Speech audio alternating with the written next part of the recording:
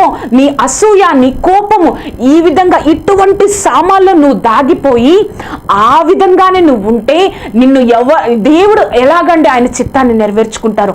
అటువంటి సామాన్లు సౌలుకి కన్ఫర్మ్ అయిపోయింది. కానీ సౌలు ధైర్యంగా బయటకు రాకుండా సామాన్లు అక్కడ ఉన్న ప్రజలందరినీ సమకూర్చినా కూడా ఆయనకు అర్థమవుతుంది, ప్రజలందరినీ సమకూరుస్తున్నారు, గోత్రాలన్నిటినీ సమకూరుస్తున్నారు, నేను కూడా వెళ్ళాలి అని సౌలు అనుకోలేదు. కానీ సామాన్లు దాక్కున్నాడంట. 1 సమూయేలు 10:22 చదవండి. సామాన్లో దాగికున్నాడు. మనం కూడా అంతే కదా, దేవుడితో నడుస్తాం, దేవుడు ఇష్టానుకాలంగా మనం జీవించాలనుకుంటాం. నువ్వు ఈ విధంగా ఉండు, నువ్వు ఆ విధంగా ఉండు అని దేవుడు చెప్పినప్పుడు మనం ఆ సామాన్ని వదిలి బయటకు రాలేమండి.